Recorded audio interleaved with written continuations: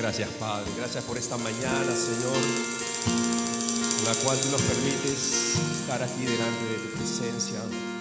Es un privilegio para nosotros adorarte, Señor. Es una bendición para nuestros corazones el poder estar delante de ti, Padre. Señor, te adoramos, te exaltamos y te bendecimos por la obra que tú hiciste, Señor, por darnos salvación y vida eterna. Bendito Dios. En el nombre de Jesús te agradecemos. Amén. Dice la palabra en Zacarías 9:9, dice: alégrate mucho, hija de Sión, da voces de júbilo, hija de Jerusalén. He aquí tu rey vendrá a ti, justo, salvador y humilde. Qué importante es poder entender de que para nosotros ese Salvador ya vino y es nuestro Señor Jesucristo, en quien nosotros tenemos que alegrarnos y gozarnos por esa salvación tan grande, como lo dice en Hebreos, ¿no? ¿Cómo pues no poder alegrarnos con lo que Él ha hecho, por esa obra maravillosa? Es por eso que nosotros venimos a celebrar cada domingo. Dispongamos nuestros corazones. Vamos a darle un aplauso al Rey de Reyes, Señor de señores. ¿Y por qué no saludas a alguien también, al que está a tu lado, que está atrás, adelante, a los que están arriba, a la familia Campana? Bienvenidos, bienvenidas, hermanos, amigos que nos visitan, familias que han venido hoy día a celebrar este tiempo. Dios les bendiga. Pueden sentarse, por favor, pueden ponerse cómodos. Queremos darle una calurosa bienvenida a todos ustedes. Somos la iglesia remanente de Campeones para Cristo. Los pastores Billy, Katy Soberón, con un equipo de ministros y líderes, estamos para servirles, hermanos. Así que hoy vamos a disponer nuestro corazón también para escuchar la poderosa palabra de Dios. Hoy día Dios tiene una palabra para nosotros. Hoy día Dios tiene una palabra para nuestros corazones. Y vamos a disponernos en este momento. Quiero invitar a nuestro pastor, el pastor Billy, para que él pueda exponernos la palabra de Dios. Pastor Billy, Dios le bendiga. Jaime, ¿cómo estás? Gracias, Jaime. Hermanos, buenos días, Dios les bendiga. Qué buen tiempo, ¿verdad? Tiempo de la alabanza, de la adoración. Cuando uno comienza a comprender lo que la alabanza es, lo que significa, lo que representa para nosotros que hemos sido salvados, hemos sido alcanzados por su misericordia y ahora estamos aquí. Es simplemente alabar de una manera diferente, porque alabamos porque sabemos en quién hemos creído. Amén. Dios es bueno todo el tiempo, ¿verdad? A ver, usted responde: Dios es bueno todo el tiempo. Así es, Dios es bueno todo el tiempo, y todo el tiempo Dios es bueno porque su misericordia, hermanos, se extiende a través de los años, a través de los siglos, no queriendo que ninguno se pierda, sino que todos procedan, como dice Él mismo, Dios mismo en su palabra, en la Escritura, que todos procedan al arrepentimiento. Amén. Y en este tiempo nosotros hemos estado aprendiendo cada vez un poco más, un poquito más acerca de lo que la palabra de Dios es, lo que significa. Estamos aprendiendo quién es Jesús, por qué Cristo.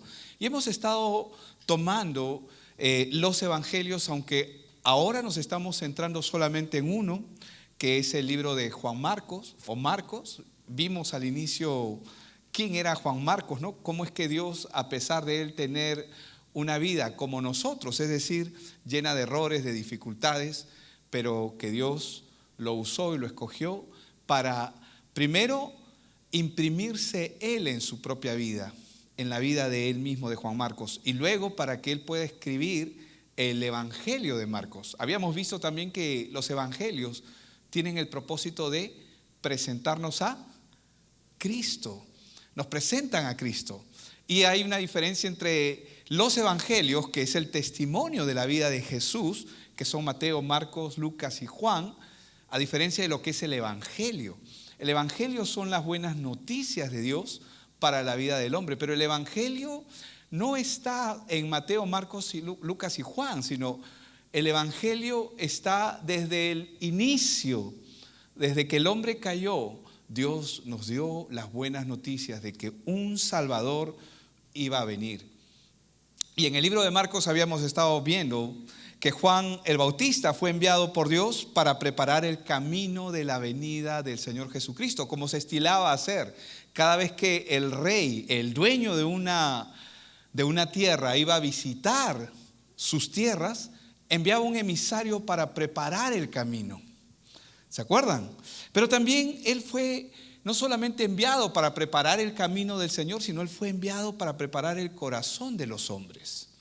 Y habíamos dicho que al igual que Juan el Bautista, todo aquel que es portador del mensaje de la palabra es como una figura de Juan el Bautista, que lo que hace es preparar el camino, preparar el corazón de los hombres para que vuelvan su mirada a Dios. Y habíamos visto la conexión que existe con Elías. Elías en el Antiguo Testamento, para los que probablemente nunca han escuchado acerca de él, Elías fue un profeta de Dios que Dios usó con el propósito de que el pueblo que estaba en paganismo total, en idolatría total, vuelva su mirada nuevamente a Dios. Y Dios lo respaldó trayendo fuego del cielo, consumiendo la ofrenda que él preparó para el Señor.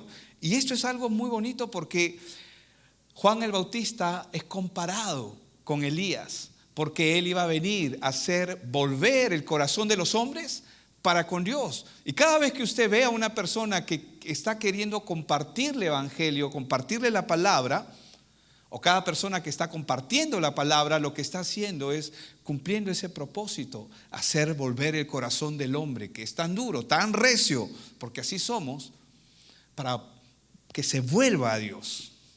Ahora, Dios siempre llega en el mejor momento de nuestras vidas, pero nosotros somos tercos, somos expertos en querer saltar la borda y siempre recurrimos a Dios en el tiempo más difícil. No necesariamente cuando Dios nos visita en el mejor de nuestros momentos, sino que a veces es necesario pasar por muchas dificultades. Ahora quiero que me acompañen en este mensaje de esta mañana, porque el mensaje de esta mañana es: el cielo se rasgó, el cielo se rompió. Algo extraordinario pasó en los cielos. Probablemente usted ahorita no comprende por qué el nombre de este mensaje, pero lo va a comprender a través de la escritura bíblica. Quiero que me acompañen al libro de Marcos, capítulo 1, versículo del 9 al 11, donde dice: aconteció, dice, en aquellos días que Jesús vino de Nazaret a Galilea y fue bautizado por Juan en el Jordán. El Jordán, por si acaso, es un río. Y dice que luego cuando subía del agua, vio abrirse los cielos y al Espíritu Santo como paloma que descendía sobre él, y vino una voz de los cielos que decía: tú eres mi Hijo amado, en ti tengo complacencia. Y vamos a ir por partes para poder comprender un poco lo que Dios nos está expresando a través de su palabra aquí. Primero que nada tenemos que ver el ungimiento del Señor Jesucristo, es decir, Él es ungido por el Espíritu Santo. Ahora, el hecho de que Jesús se está presentando ante Juan el Bautista para que Él sea bautizado y el Espíritu Santo viene sobre Él, no significa que Él no haya tenido el Espíritu Santo. Porque si nosotros recordamos a través de la misma escritura bíblica, vamos a ver que cuando María fue a visitar a Elizabeth, cuando ambos, tanto Juan el Bautista como el Señor Jesucristo, estaban aún en el vientre, Juan el Bautista fue lleno del Espíritu Santo. Eso es lo que nos dice. Ahora, el Señor Jesús también era lleno del Espíritu Santo, pero acá hay algo extraordinario que está pasando y que nosotros tenemos que aprender a ver a través de la Escritura. Primero que nada, hay un propósito claro que Dios tiene cuando Él está ungiendo. Dios está ungiendo a su Hijo, a la persona de Jesucristo. ¿Qué significa este ungimiento? Este ungimiento significa y representa el respaldo de Dios. Diga conmigo, el respaldo de Dios.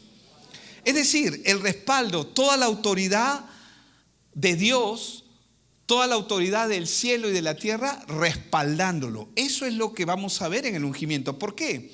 Recordemos que en los tiempos del Antiguo Testamento se ungía a los reyes, se ungía a los sacerdotes, reconociéndolos y encomendándolos en la función. Aún ahora,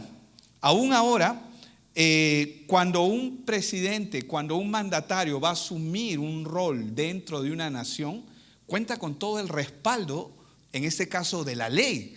No sé si me dejo entender. Todo el aparato estatal, toda la ley está respaldando a un solo hombre, de tal forma que todo lo que ese hombre haga, sea bueno o sea malo, y ya sabemos que en nuestro mundo eso se presta para la corrupción, pero lamentablemente no se puede hacer nada en contra de esa persona porque cuenta con todo el respaldo de la ley y la ley lo está protegiendo. Cuando Dios está ungiendo a nuestro Señor Jesucristo, lo que Él está haciendo es dándole toda la autoridad, todo el respaldo. No significa que Él no haya tenido el Espíritu Santo. Jesús ya venía con el Espíritu Santo, pero Él estaba siendo ungido. En esta ocasión el Espíritu Santo vino sobre Él para ungirlo y respaldarlo públicamente en la misión que Él tenía que cumplir en esta tierra. ¿Cuál es esa misión?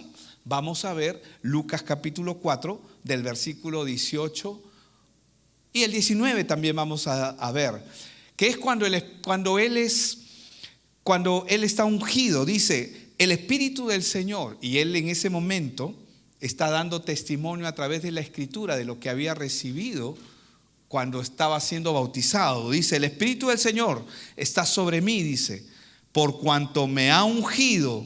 ¿Para qué? Para dar buenas nuevas. ¿A quiénes? A los pobres. Me ha enviado a sanar a los quebrantados de corazón, a pregonar libertad a los cautivos y vista a los ciegos, a poner en libertad a los oprimidos, a predicar el año agradable del Señor. Y allí se detuvo. Allí se detuvo el Señor Jesucristo. Y lo que la Biblia nos enseña es que después de estar leyendo este pasaje, Él se detuvo y cerró el rollo. Es decir, no concluyó porque este pasaje continúa. Pero lo que nosotros podemos ver es la autoridad y el respaldo de Dios que tiene Él para hacer todas estas cosas. Él está cumpliendo lo que la Biblia ya estaba establecido cientos de años antes, siglos antes, lo que Él iba a hacer en esta tierra. Ahora, Él se detuvo a la mitad del versículo 2, porque el resto del texto profetiza la venganza de Dios. Pero ahora no estamos hablando, este no es el año de la venganza de Dios, del juicio de Dios. Este es el tiempo de la gracia de Dios. Este es el tiempo de la misericordia de Dios. Es por eso que cada día que podemos abrir los ojos y respirar, y es un nuevo día, la Biblia nos enseña que nuevas y frescas son sus misericordias cada mañana. Es decir, es un día en que el hombre tiene la oportunidad de arrepentirse, de venir a Dios. Y Dios es paciente. Él es paciente para con nosotros, no queriendo, dicen las Escrituras, que ninguno se pierda, sino que todos procedan a arrepentimiento. Pero ¿cómo procederán? ¿Cómo oirán si no hay quien les predique? ¿Y cómo predicarán si no hay quien les hable?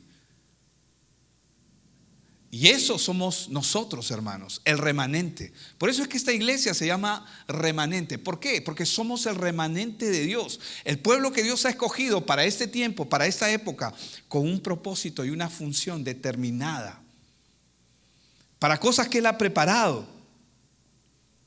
Pero veamos qué era lo que decía, cómo concluía Isaías 61:2, el resto del texto que él no terminó de leer. Dice, porque Él vino a proclamar el año de la buena voluntad de Jehová, es decir, el año agradable del Señor. Y luego dice, y el día de venganza del Dios nuestro, a consolar a todos los enlutados. Ese día de venganza, ese día de juicio aún no ha llegado. Y ese día de consolar a todos los enlutados, es decir, a todos aquellos que van a saber claramente que muchos de sus familiares no van a no van a estar en el cielo. Ese día el Señor enjuagará toda lágrima. Y acá lo que esta parte del texto nos está diciendo es que el Señor ha venido a cumplir esa parte, pero esta segunda parte aún no ocurre. ¿Cuándo es que va a ocurrir esta segunda parte? Cuando Él venga por segunda vez. Él ya no vendrá para tener misericordia, porque la misericordia es hoy. Cuando Él venga, ya será para recoger a su pueblo, y luego de eso, como la Biblia lo enseña y lo hemos visto, la Biblia dice que los muertos en Cristo resucitarán primero, y luego vendrá el juicio. Y en esa segunda resurrección, va a haber una segunda resurrección, pero de los que no son escogidos, de aquellos que escucharon probablemente el evangelio, pero que lo rechazaron en sus corazones. Ese día será el día de juicio. Ese día, como las escrituras lo dicen, será el día de venganza del Señor, pero también va a consolar a los enlutados. ¿Quiénes son los enlutados? Aquellas personas que estén en esta tierra y que saben que muchos de sus familiares no serán parte, que no son parte de la primera resurrección. Hermanos, aún ese tiempo no ha acontecido, aún ese tiempo no ha llegado, lo cual nos indica que tenemos oportunidad, tenemos tiempo de hablar, de predicar este evangelio, tenemos el tiempo para prepararnos. Pedro hace mención del ungimiento que recibe el Señor Jesucristo y cómo Dios lo respalda en toda autoridad. Vamos al libro de Hechos, capítulo 10, versículos 37 y 38, donde dice: vosotros sabéis lo que se divulgó por toda Judea, comenzando, dice, desde Galilea, después del bautismo que predicó Juan. ¿Se acuerdan? Porque estamos en Marcos 1, versículos 9, 10 y 11, por si acaso. Estamos leyendo, a partir de ahí estamos conectando las escrituras, porque las escrituras dan testimonio de sí misma a través de la misma escritura bíblica. Y dice en el versículo 38, cómo Dios ungió con el Espíritu Santo y con poder a Jesús de Nazaret, y cómo éste anduvo haciendo bienes y sanando a todos los oprimidos por el diablo, porque Dios estaba con él. Hermanos, entonces vemos aquí claramente el propósito de la venida del Señor, el ungimiento que Él está recibiendo de parte del Espíritu Santo es para que el hombre sepa de que Dios lo está respaldando en todo lo que hace. Él es Dios, pero luego vamos a ver que los cielos se abrieron. En nuestras versiones por lo general dicen los cielos se abrieron, pero en la versión original, si nosotros nos vamos al texto original, dice que los cielos se rasgaron, dice que se partieron, es decir, se rompieron. Eso tiene una gran significancia porque en el libro de Marcos se ha traducido para nosotros como que se abrió los cielos, pero lo que nos está diciendo en el griego original es que los cielos fueron rotos, fueron rasgados. La diferencia es importante señalarla. ¿Por qué? Porque cuando algo se abre, tú puedes volver a cerrarlo, ¿verdad? Si esta puerta tú la abres, tú la puedes volver a cerrar. Pero si esta puerta tú la abres y se rompe, ciérrala. Si tú abres esa puerta y se rompe, ¿puedes cerrarla? No, no vas a poder cerrarla. La puerta va a quedar rota, hay que repararla. Pero hermanos, esto fue intencional de parte de Dios. En Marcos 1:10 nosotros vemos, y luego cuando subía del agua, es decir, Jesús está saliendo del agua, dice que vio, y voy a leerlo como en el original está, rasgarse los cielos.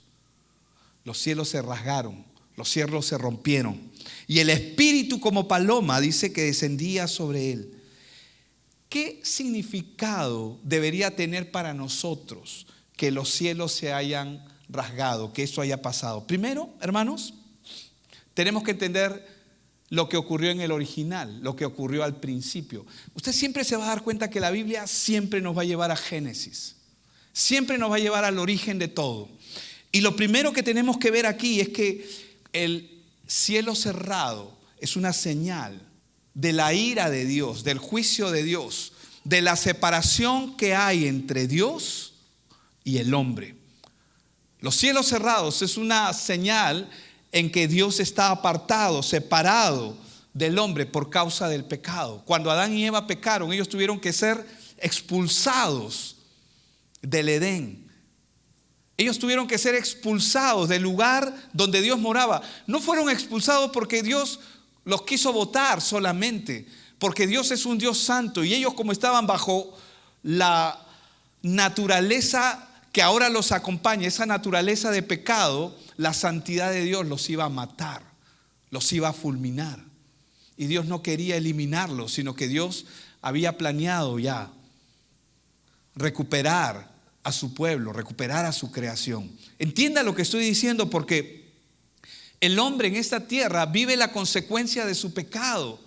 Y Adán y Eva, por causa del pecado, quedaron separados. Los cielos quedaron cerrados. Los cielos quedaron cerrados. El contacto, si bien es cierto, hemos recibido la primera mención del Evangelio que está en Génesis 3:15, donde Dios promete que va a venir un Salvador a rescatar al hombre. Si bien es cierto, Dios promete la venida de un Salvador, pero los cielos estaban cerrados.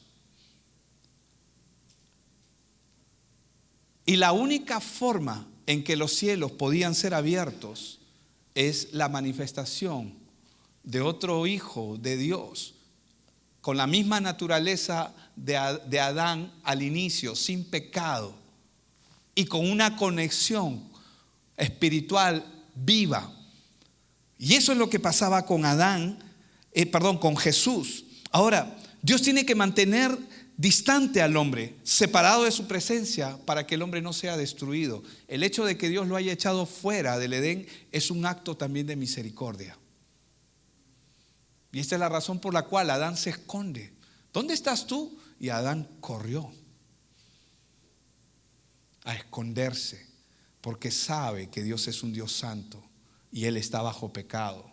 Él va a ser destruido, pero cuando tú lees la Escritura, tú vas a leer que no es Dios el que se presenta, sino dice la voz de Dios que se paseaba en el huerto. Dios es tan misericordioso de que si Él personalmente se hubiera presentado, lo hubiera eliminado. Por eso es que es la voz de Dios la que se presenta. Ahora,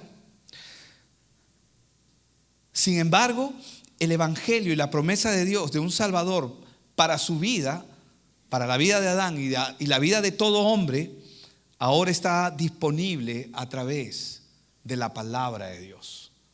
Pero muchos dicen, sí, tú tienes que leer la Biblia, sí, pero la fe viene por el oír. El oír y el oír por la palabra, porque hay muchas religiones basadas en el cristianismo, hay muchas religiones basadas en la Biblia, hay muchas sectas basadas en la Biblia. Tú puedes leer la Biblia y está bien, debes de leerla, pero tú necesitas el oír, y el oír por la palabra. Necesitas al mensajero, necesitas a Juan el Bautista, necesitas a la persona que te hable del Evangelio, que te comparta. Para entender esto mejor, quiero que vayamos y veamos la oración que hace Isaías en el libro de Isaías 64:1. La petición de oración de Isaías, él la hace porque él conoce perfectamente la condición en la que está la humanidad. Y él dice en Isaías 64:1, dice, si rompieses los cielos. Él sabe que el cielo está cerrado por causa del pecado. Solo Cristo tiene el poder de abrir los cielos. Esos sellos que están en Apocalipsis que solo Cristo abrió, solo Cristo tiene el poder de abrir los cielos. Si rompieses los cielos y descendieras. ¿Y qué es lo que estamos viendo en Marcos? Que Él vino, Él descendió, Él nació como uno de nosotros, amén. Vivió como uno de nosotros, pero sin pecado. Y vino a cumplir un plan y un propósito que Dios ya le había marcado. Eso fue exactamente lo que pasó. Se rompieron los cielos y descendió. Y Marcos, el libro de Marcos lo registra. Él registra que el cielo se rasgó, el cielo se rompió. el cielo se partió. La presencia, hermanos, y la bendición de Dios empieza ahora a restaurar el mundo. Y se comienza a dar cumplimiento a una promesa que Dios dio desde Génesis 3:15. La promesa que un día iba a venir un Salvador. Tú que estás escuchando a través de las redes sociales, tienes que conectarte con la palabra. La fe viene por el oír y el oír por la palabra. Nuestra comunión con Dios, ese volver hacia Él, viene cuando uno comienza a conectarse a través de la escritura bíblica. Podemos decir que los cielos fueron abiertos en dos maneras. Primero, que los cielos se abrieron. Primero, para que el Hijo de Dios, es decir, para que nuestro Señor Jesucristo descendiera a este mundo a salvar al hombre de su condición. Pero pastor, ¿cuál es la condición del hombre? El hombre está muerto espiritualmente, está perdido. El hombre está condenado a la destrucción. La evidencia de que el hombre ha nacido para ser condenado es que muere. La muerte es la paga del pecado. La paga del pecado es la muerte. Pero la dádiva de Dios es vida eterna en Cristo Jesús. Entonces, los cielos se abrieron para que Jesús venga y ejecute su obra. Pero por otro lado, los cielos se han abierto y ahora están abiertos para todos.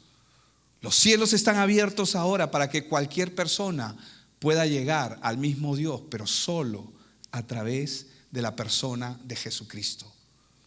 No hay otro camino.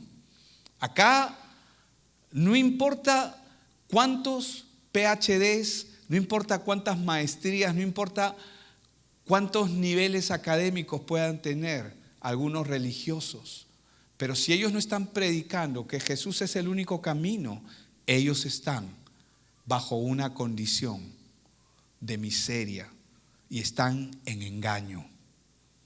El único camino que Dios ha provisto para que el hombre pueda conectarse con Dios es Cristo Jesús. No hay otro camino.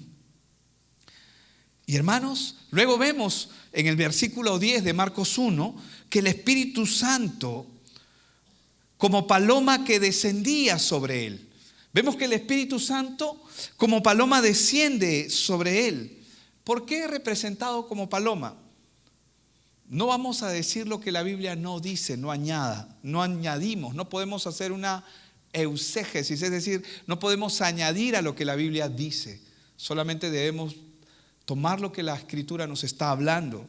Y aquí lo que podemos entender es cómo es una paloma, ¿no? Por la pureza, quizás por la bondad, la serenidad, la gracia, pero también por la mansedumbre, quizá, porque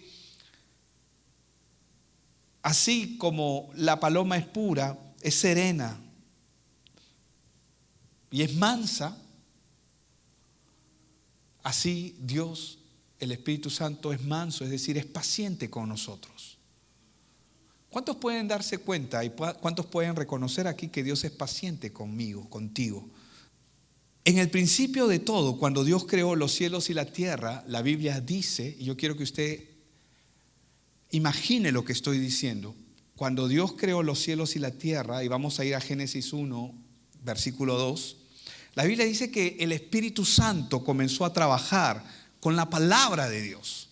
¿Cómo es esto? Veamos qué dice la Escritura. Y la tierra, dice, estaba desordenada y vacía. Y las tinieblas, dice, estaban sobre la faz del abismo, y el Espíritu de Dios se movía sobre la faz de las aguas. Y en el versículo 3 dice: y dijo Dios, sea la luz, y fue la luz. ¿Qué significa esto? Que el Espíritu Santo se movía sobre la tierra en medio del desorden que había. Pero el Espíritu Santo no hizo nada hasta que la palabra fue pronunciada.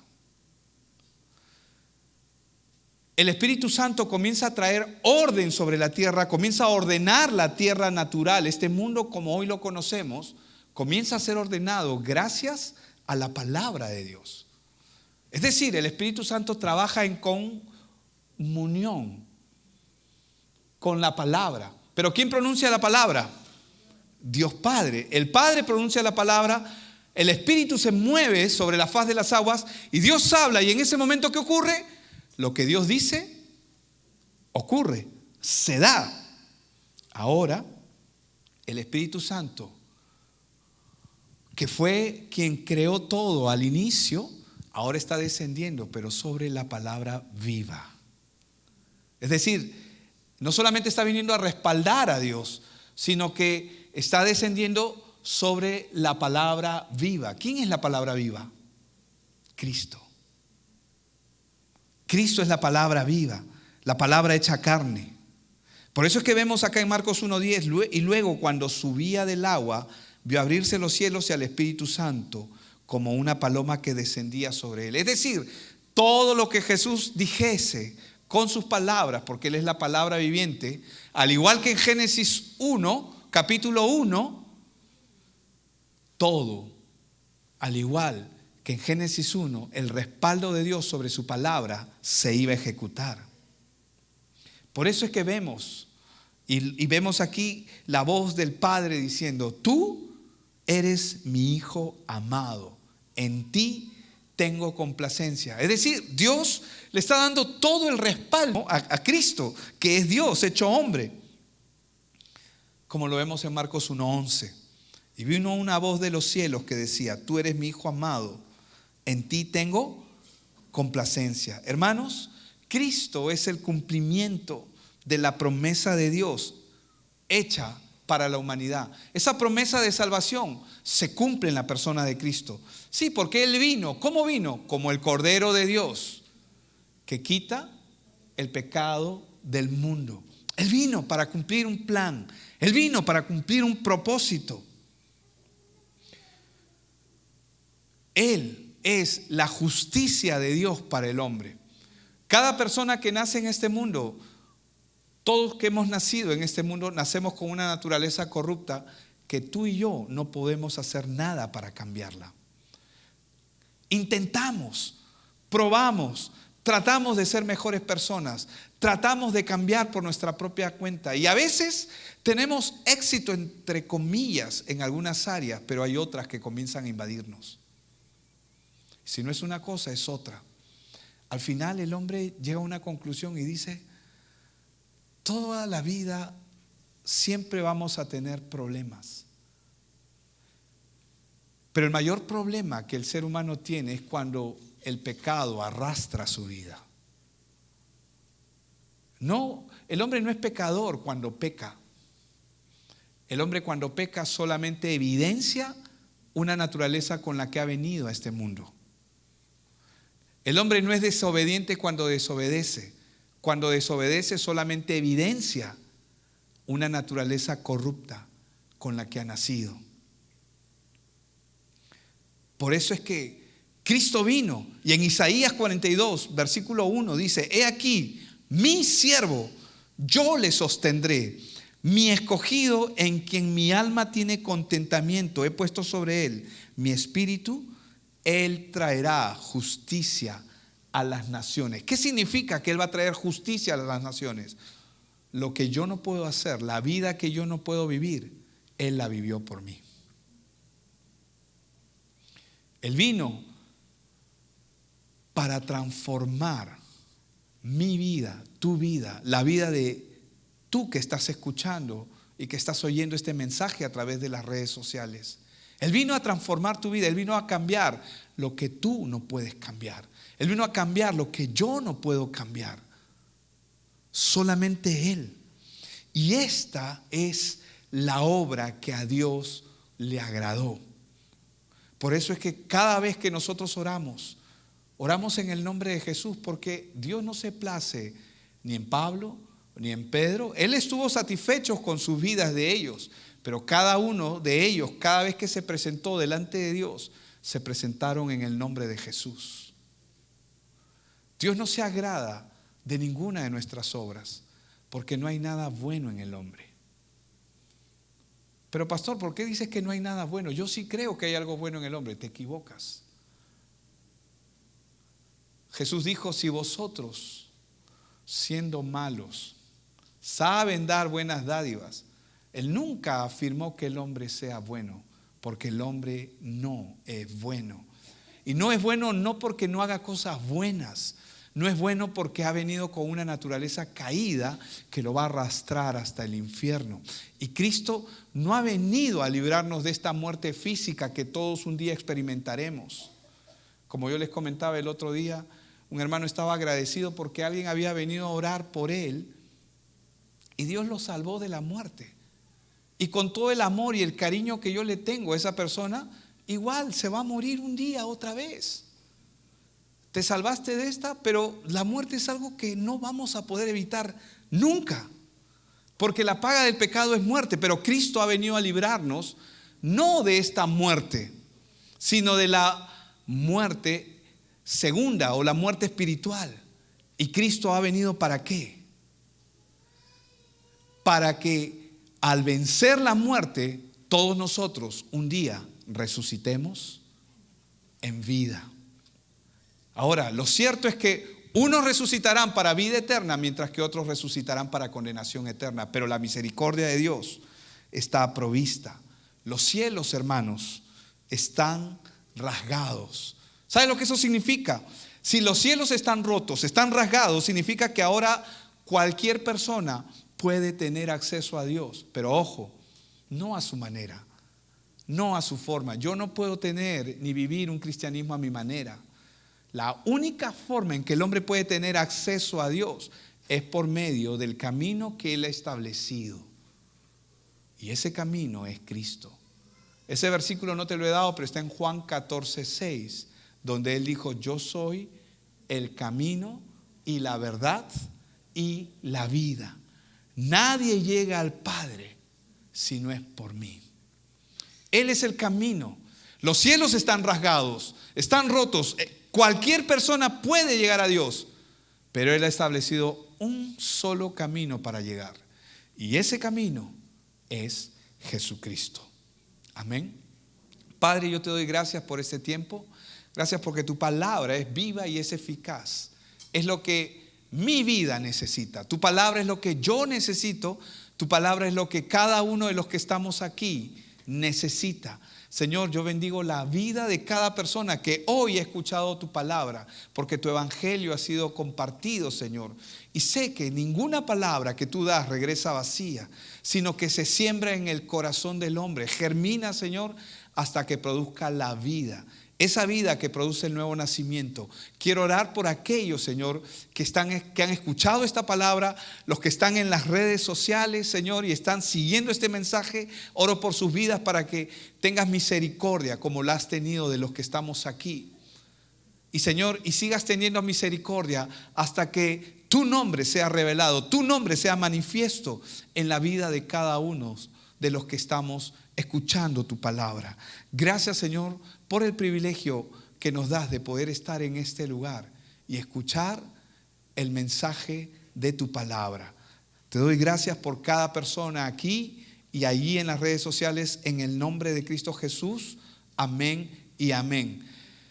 Tú que estás en las redes sociales, quiero animarte a que continúes en esta serie de enseñanzas. Lo que se viene es mejor. Lo que se viene es lo que Dios ha establecido para tu vida. Dios te bendiga. Yo sé que tú mueves montañas. Yo creo en ti. Sé que lo harás otra vez. Abriste el mar. Vamos, levanta tu voz. En el desierto, Oh sí, Señor. yo creo en ti. Oh sí, Cristo. Sé que lo harás otra vez.